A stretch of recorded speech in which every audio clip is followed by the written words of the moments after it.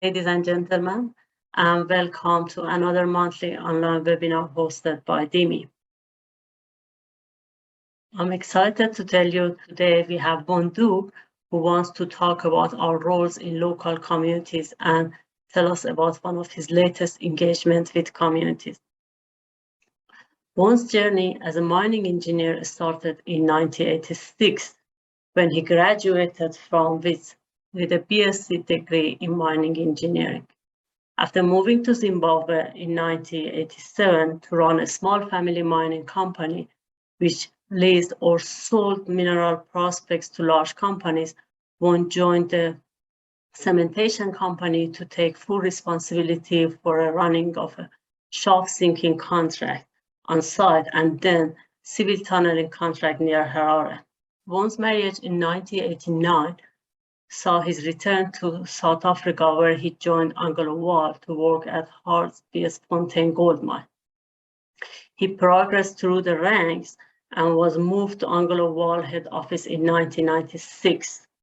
On the demise of Anglo Wall in 2004, Bon established Sound Mining Solution, a mining consultancy that is now well established. Bon is a fellow and past president of SAIMM, where he contributes the ongoing development of SAMWAL and SAMREC. He holds an MBA degree from Gordon Institute of Business Science in Pretoria University, and he is a registered professional with the Engineer Council of South Africa, with over 35 years experience in mineral industry. He's also a registered project management professional. There is so much more which I can tell you about Von. But for now, I should say I was privileged to work with Von in the last 9 years, and I know his care and passion about local communities in one hand and training and mentoring in the other hand. So I believe today's webinar will be interesting. So let's not wait more and see what Von wants to propose to us about working with the community. Von, it's yours. Hi, thank you, Zora. That was quite a lot. I'm going to fire up and see if we can get this thing working without any hiccups. So let's share the screen.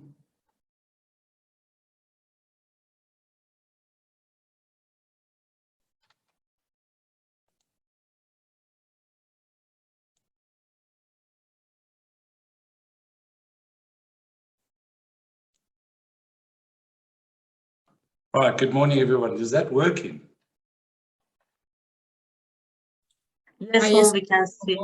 We can see. Okay. Well, thank you to all the attendees and for taking the time to listen to me. I'm going to speak about something that for me is important, and it's a dream more than anything else. We have, as a company, been involved with other players who also have a similar passion to mine. And this concept I'm going to talk to you about has been on the board for some time. It's got to a point where we're now talking to the DMRE, and I've submitted something to them in the hope that they will partake in the opportunity for us to get something started in South Africa. So I appreciate this opportunity to talk to you, and let me get started on the formal presentation. I'm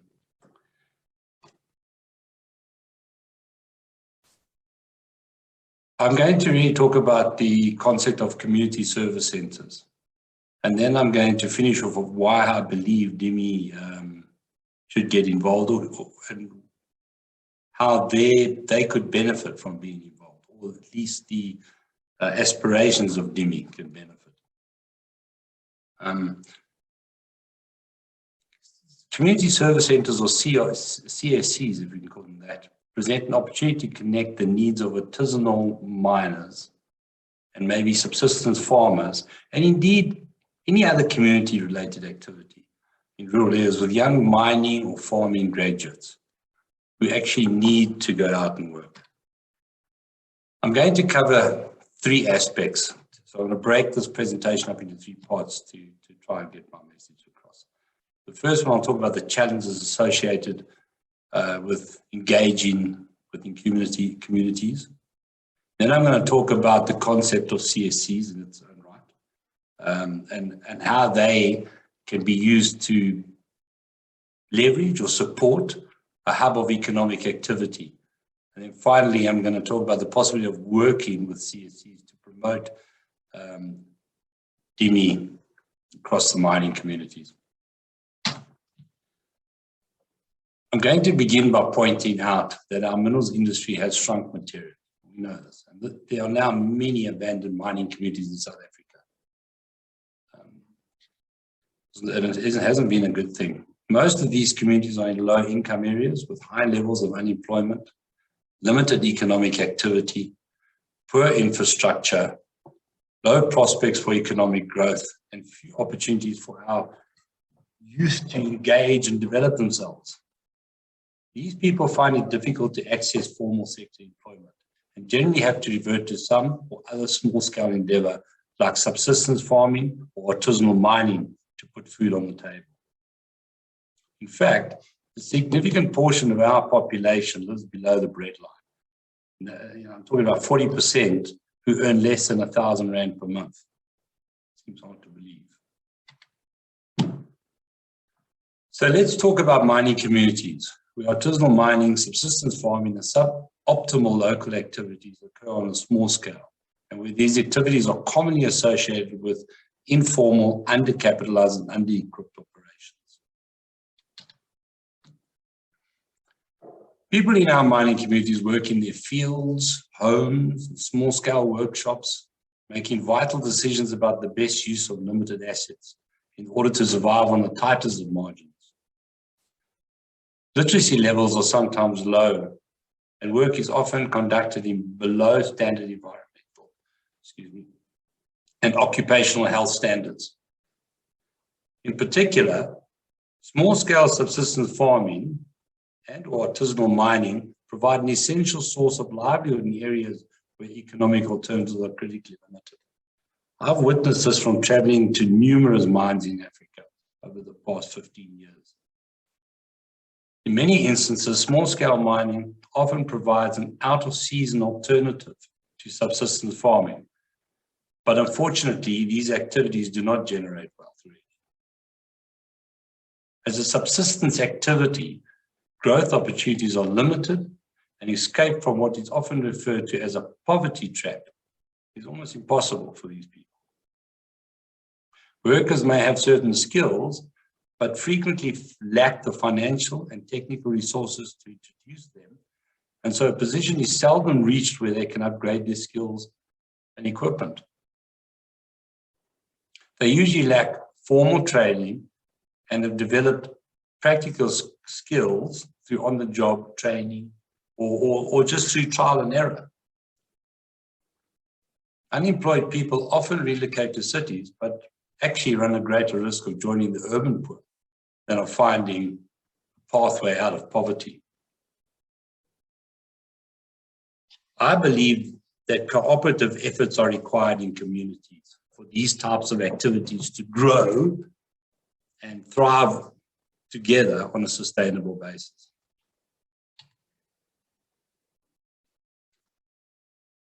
The more significant obstacles and constraints impacting this small-scale sector would include a lack of technical know-how or knowledge, which results in a low productivity and unsafe working environment. Appropriate training with proper processes and procedures is indeed needed to provide the necessary technical know-how and theoretical knowledge. These people generally use rudimentary tools and equipment, which they can operate manually, but this limits productivity. Semi-mechanized or fully mechanized operations are required to enable an enhancement in the area of productivity. So they're stuck there. These activities are often illegal, resulting in high levels of crime, uncontrolled environmental degradation, poor health and safety, and sometimes lawlessness. And this happens because of the impediments or difficulties that these people face in acquiring leases or permits to operate, or in sorting out their taxation arrangements. When viewed as illegal, control of the sector's operation is non-existent, and the government loses revenue from the sector. Produce or minerals are sold through the black market and exported legally. So it carries on nevertheless, we just lose out. Farming and mining by their very nature require heavy-duty machinery that depends on either fuel or electrical power to operate. The bulk of these small-scale activities occur in remote rural areas where the supply of electrical power or fuel is often lacking. And while large-scale companies can afford to pay for the necessary energies, small-scale operations with limited funds are unable to do so. Innovative solutions are indeed available, which can enhance the capacity of a small-scale miner and farmer to employ modern technologies in mining and farming. So I'm saying these things can be addressed. South Africa does not enjoy an abundance of water, and many rural areas are continually stressed as a consequence. Water shortages are also more easily managed when energy is available. These people find it difficult to access finance due to the scale and status of their activities. This lack of funding or seed capital is a major obstacle for them. Banks are reluctant to issue loans to people whose operations are not sufficiently systematized. Moreover, banks traditionally require borrowers to provide some equity from their own resources. Say 15 to 25% is a minimum. The consequence is the inability to mechanize for better efficiencies, which in turn means continued low productivity, low income, and low wages. Again, these people are essentially stuck in a poverty trap. Infrastructure like a good road network is critical to any form of national development. Rural areas need access roads to markets, but unfortunately a certain level of economic activity is required before this can happen. The cost of such infrastructure is just really not justified. Increased economic activity in rural areas can indeed be achieved when people work together to share resources for increased efficiencies, economies of scale, and reduced costs. Another challenge facing not only South Africa, but the whole African continent is the lack of internships and initial employment opportunities for our graduates who are leaving our universities. Many of them leave the continent.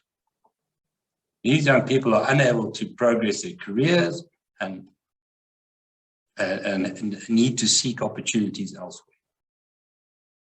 South Africa cannot afford to lose out on its investment in our universities. And so this problem needs to be addressed as a national imperative in my view. There are many initiatives backed by large enterprises, but the sustainability of these is questioned. I see them come and go.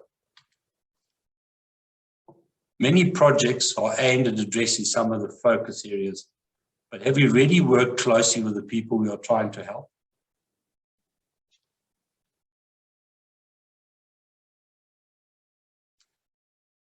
This may also be what we see with corporate social investment projects.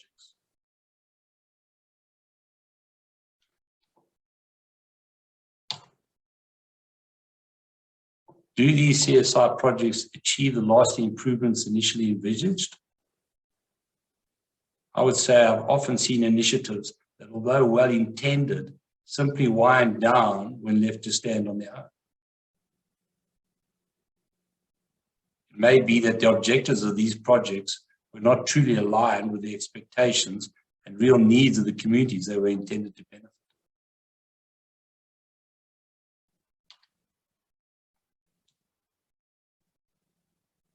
The community is arguably looking for jobs, training, tools, machines, and access to markets.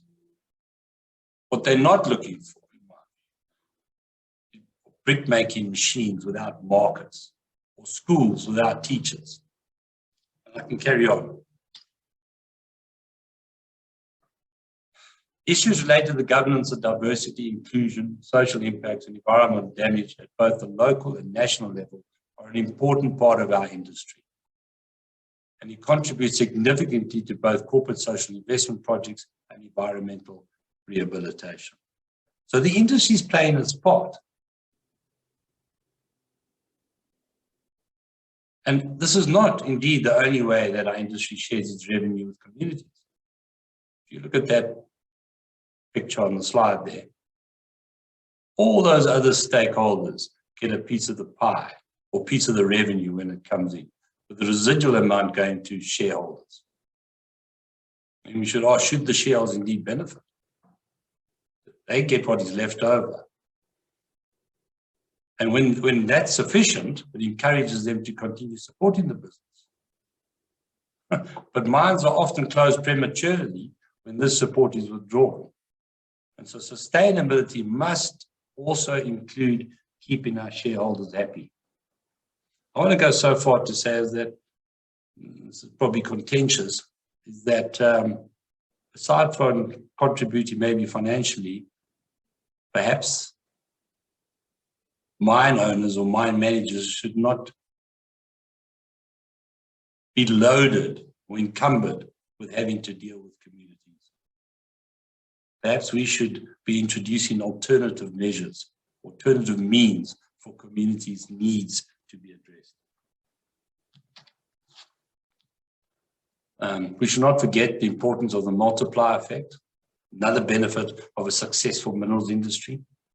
An economically viable mine positively impacts a multitude of people and enterprises through numerous linkages across the value chain. The challenges faced by the minerals industry when dealing with communities is indeed huge. Because of expectations and more than anything else. Perhaps sustainable results are more likely when assistance is targeted at helping people really trying to help themselves. And this can be achieved by establishing enabling community support centers, owned and managed by trusts where the beneficiaries are the members of the community. So imagine a CSC, a community support center, near a mine, successful mine, managed by trustees, people who care, and operated by competent, skilled young people who progress through their internships. That could take a lot of load. These community centers would be available to the community to approach, as opposed to running to the mine with all of their problems.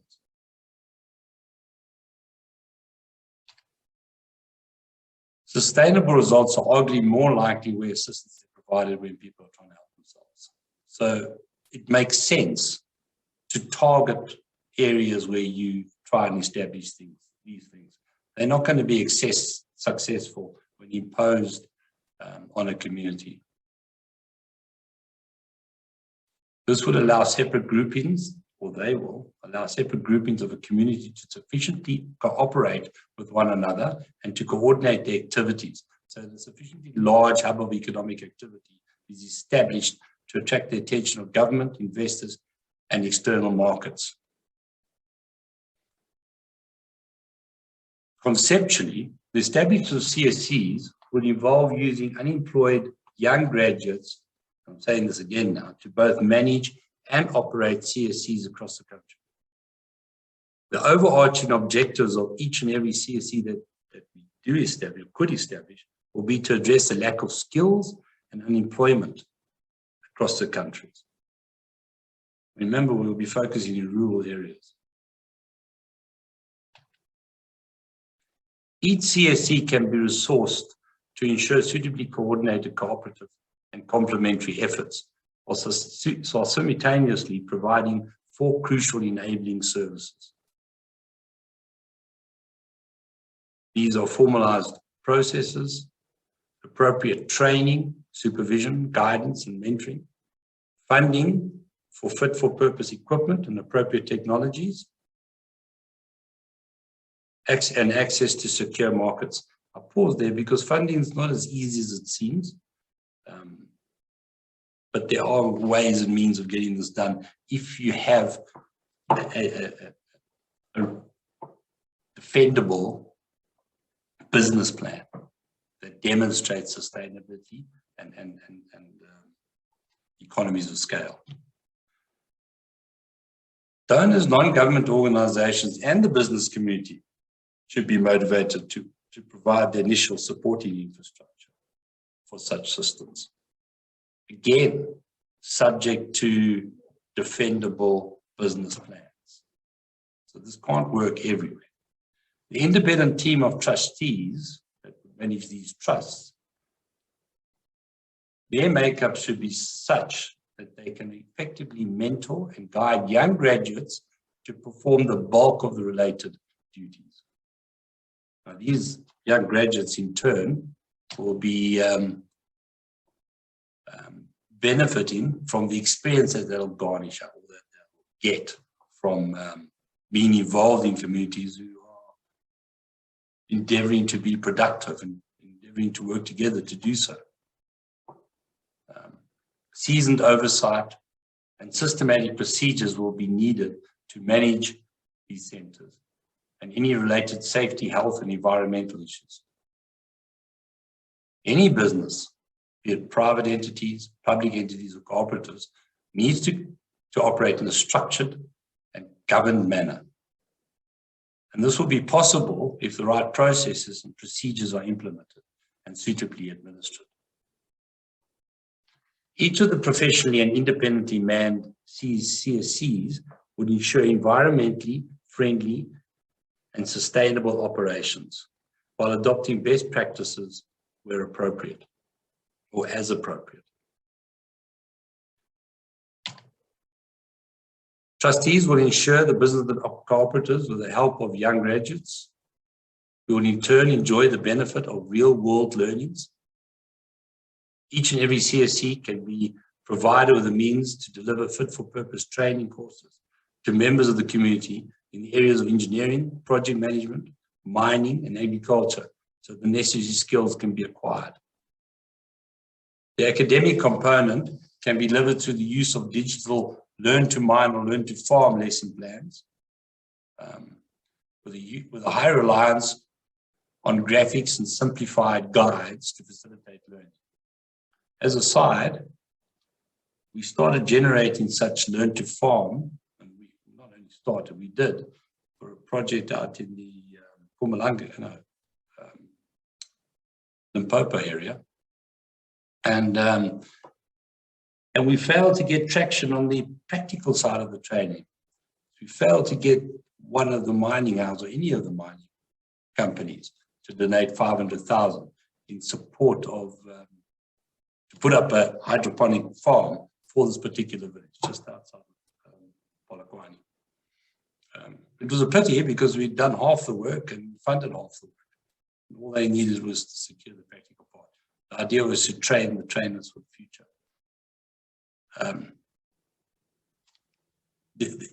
We've put our mouth, I'm sorry, we've put our money where our mouth is. And we can see that this can happen. The community, they supplied the facilities, and they were intimately involved. So when it comes to these lesson plans, and it doesn't take a lot to put them together. Oral training, in this instance, we did put someone there, would be carefully tailored to incorporate the linguistic, ethnic, and cultural nuances of any particular area. That was necessary in Malawi. Similarly, in Malawi, there's a lot of subsistence farming, and a particular center was put up there with the help of Nedbank, I believe, and it was quite successful. They actually tailored their language to suit. Graduates would also be used as both training facilitators and assessors for the academic component, and in the field for on-the-job practical training to cover the practical component of the training programs. And this sort of interplay will go a long way to preparing and help preparing young graduates to move forward in the career, and also to help them plow through their internships. They'll learn lots of things. They can at the same time monitor compliance with health and safety regulations. Experienced retirees could also be encouraged to give back a little and contribute to the success of these centers. They can do this as mentors to these young graduates over the phone, over the cell phone. It can be done remotely, but by providing them advice while managing CSCs. Or they can also give back by offering to serve as trustees, to provide guidance to other trustees involved in overseeing the running of these CSCs or trusts. Remember now, the beneficiaries of the trusts are the local community. This type of collaboration between young graduates and experienced professionals will also have the benefit of ensuring a transfer of critical skills into our minerals industry.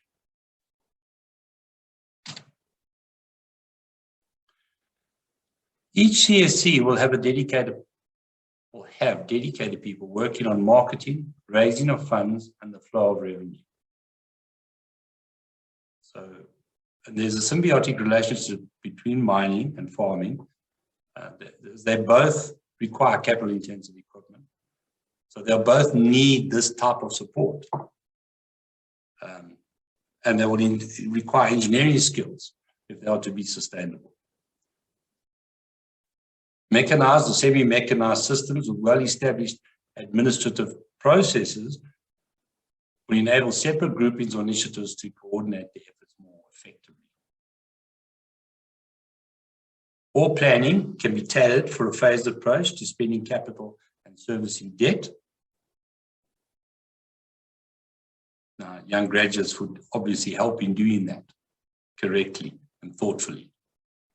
Proposed support systems for short-term funding could include loan guarantees, credit scheme tools, and equipment leasing or hire purchase arrangements.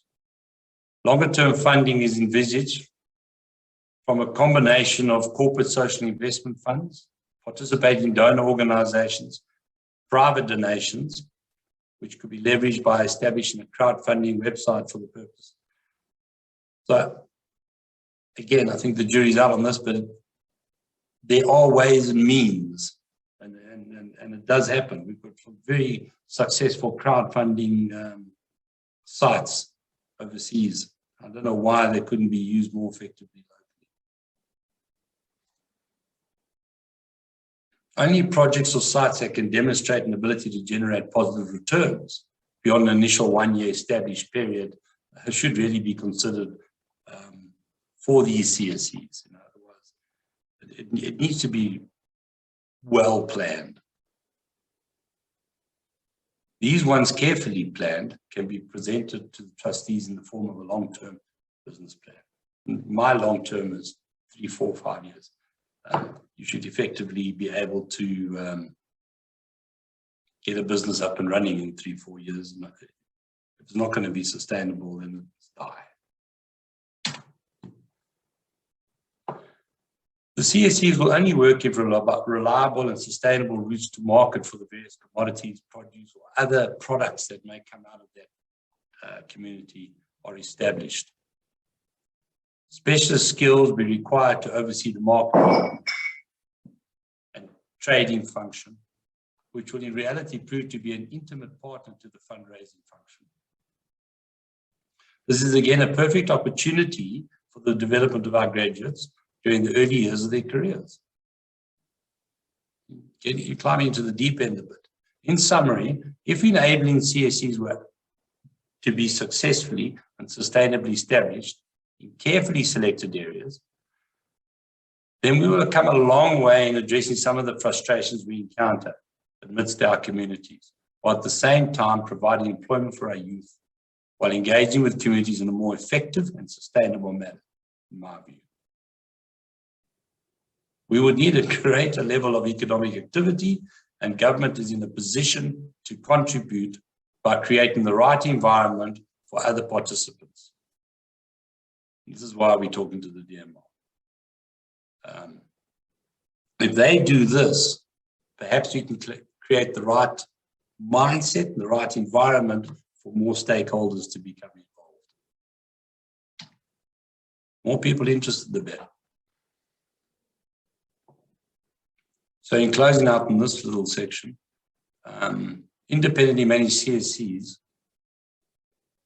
when properly planned to support the endeavors of our communities, will enable them to escape the poverty trap through the provision of suitable administrative structures, shared services appropriate to local activities, mechanized or semi-mechanized systems, cost-effective routes to wider markets, and funding by way of various instruments. The CSCs can also be used as conduits for health and safety related interventions. So if you had a successful community center and COVID came along, you could use that center to administer the local vaccines. You could use it for so many other things. But it needs to be sustainable in its own right first. It needs to have a skilled management team looking after that. And once again, they need to report to an independent grouping of individuals who are overseeing the sustainability of the center.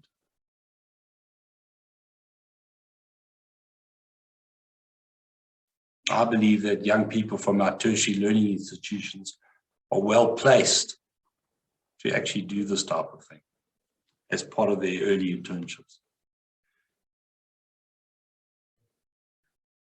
In addition to supervising these centers, graduates would also prove to be invaluable as assessors to complement the digital educational and training programs that will be needed to ensure successful operations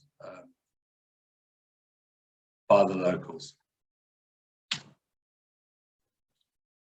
All right, so where would DIMI benefit by participating in the establishment of CSCs? Why is this a DIMI issue? In my view, diversity talks to engaging where there is any form of discrimination around inter alia, race, culture, sexual orientation, age, gender, religion, disability, or disempowerment. Our communities are not empowered.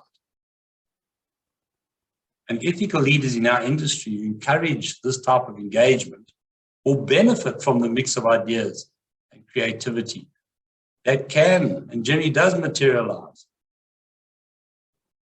when engaging with a wider variety of unconventional thinking, skills, experience, and cultural approaches. And this all comes with diversity. Sounds like a long shot, but when you've traveled around Africa and gone into many of these little communities on the ground, you'll be amazed at what happens and what can happen.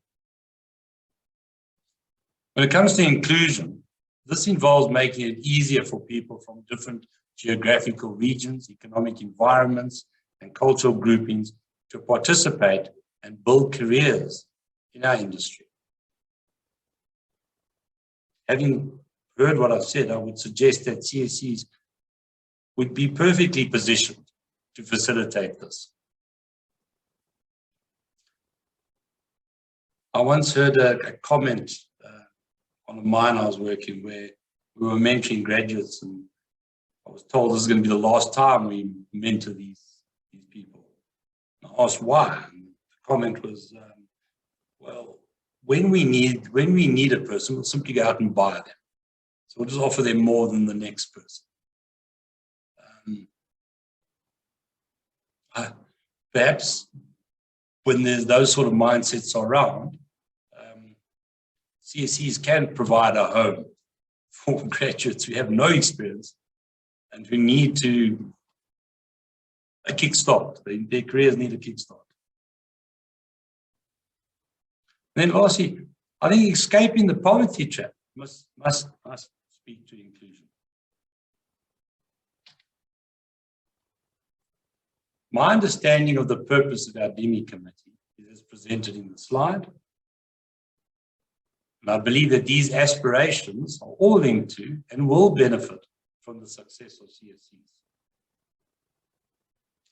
I want to go back to that slide where I showed you all the dormant mines. There are over 6,000 derelict mines across South Africa. And most of them impact our environment, with many contributing to acid mine drainage and general degradation. Although unquantified, the associated closure liability of these mines would be enormous. And our fiscus is ultimately responsible for this liability. On the other hand, can this problem not also be viewed as a potential catalyst for creating CSCs or hubs of economic activity, which can facilitate inclusion through employment, education, training, and land redistribution, or land distribution? These old mines would have had access to infrastructure like roads, power, water, buildings, old dumps or tailings. And all of these would be effectively owned by the state. This suggests that permitting of post-closure land uses could be fast-tracked. The title to such land could be transferred to post-closure land uses.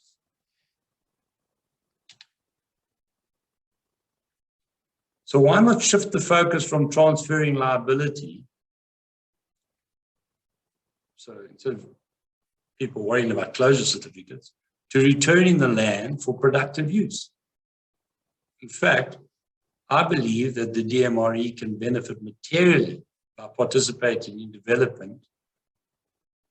development of sustainable CSCs, where a clear business case can be demonstrated.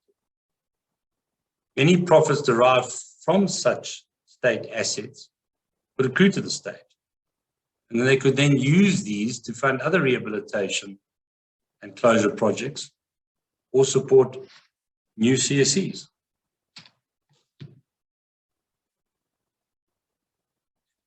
Derelict and ownership mines could in many instances be linked to potentially viable small to medium scale mining or farming projects, and will help South Africa generate employment opportunities. Such projects, if viable, can positively impact the immediate surrounding communities, strengthen local governance, and enhance the living standards of our communities. These returns could be fairly quick. The possibility of successful deliberations of the DMRE would most certainly be enhanced if DIMI were to partner with the YPC and SAIM's branches to take this further.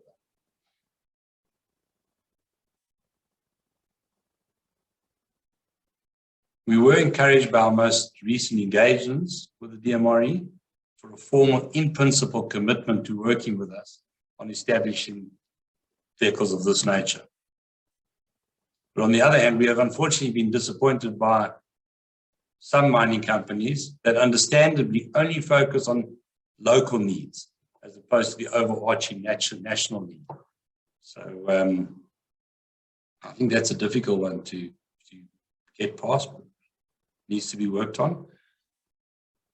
And then government itself have established funding facilities, but very often they fail to respond to applications. And indeed, we did generate a business plan in an area of South Africa. It was for sand mining, and it was viable, would have been viable, but the support wasn't forthcoming. In fact, I don't think we even got a response. carefully selected short-term quick win projects can be a catalyst for the success of several smaller upliftment projects, which would be able to benefit on the back of a successful CSC. So the efforts that goes into establishing a local centre will have numerous spin-offs, because now that centre will be able to help things like a cultural village. We've got a project at the moment that we're pushing around creches. So I strongly believe that children below the age of 5 should be given a lot more attention than they currently get,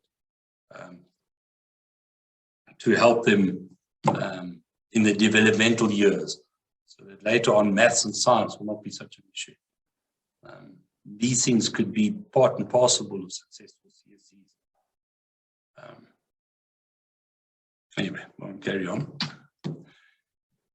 There are numerous direct and indirect potential benefits, with the most important being a general upliftment in the community, with an opportunity to escape the poverty trap for those wishing to do so. Not everybody does, but there are very, very many who do. However, successful CSC is only likely on the back of a demonstrated viable business case. In each instance, but this is possible with renewed attitudes and a great deal of collaboration and goodwill.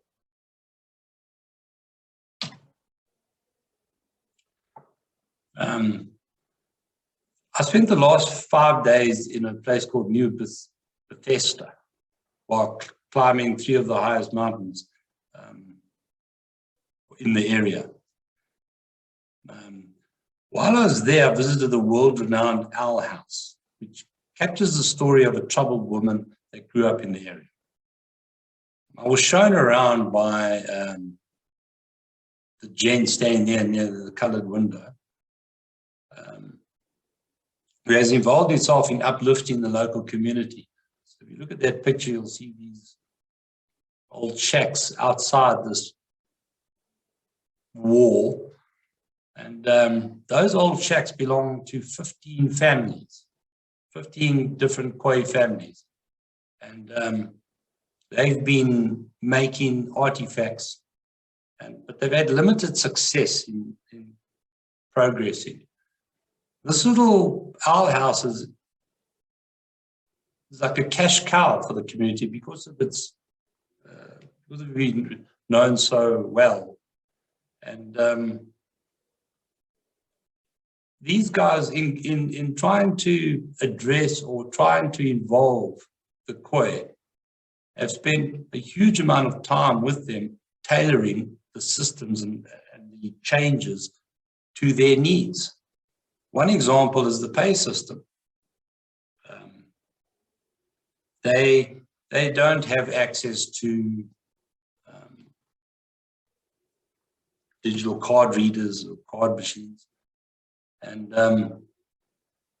they've now partnered with the little museum so that they get tickets, and then the tickets get given to the museum, who then issues cash back to the purchasers of their goods and services. It's a small thing, but when you talk to those people, their lives have changed dramatically because they're able to sell so much more. The second interesting point is that they've wanted to formalize the stores, because those things look horrible sitting out there. So when you have international guests coming around, you'd want to intervene and say, well, we're going to give you formalized structures so it looks nice. These people don't want that. But they also didn't want to be part and parcel of it. They wanted to stay in the same place. And so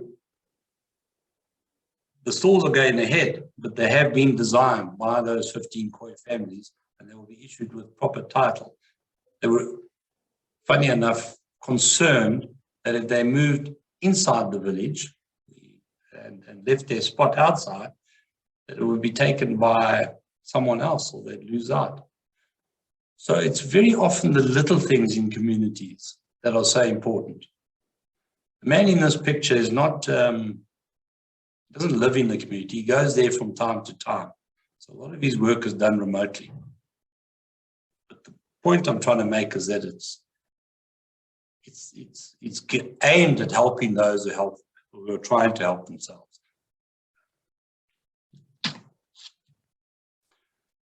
So in closing, I trust that we all appreciate the emerging importance of our communities in South Africa and how they also impact environmental and social governance in today's minerals industry. Our SAIM's Young Professional Council has been working hard at trying to secure long-term commitment from the DMRE. And I would like to thank Mr. Sibongile Solengu, she's a council member of SAIM, and Mr. Adrian Chinava, he's the chairperson of our YPC, for their involvement. They've been taking the lead in trying to get traction. Thank you, everybody. Thanks, Juan. I think, as I expected, it was interesting. Sometimes we forget we need to share to gain. So it's a reminder for us, if we want to empower ourselves, we need also to empower our community with ourselves. So let's check if there is any question. I can't see anything in Q&A section. So apparently there isn't any question. And I think we can close off today. And thanks again. My pleasure. And thanks everyone. And thank you everyone to join us. And I hope see you soon next month in our another DIMI webinars. And until then, I wish you very best of luck and enjoy the rest of your day and week. Thanks. Bye-bye. Bye.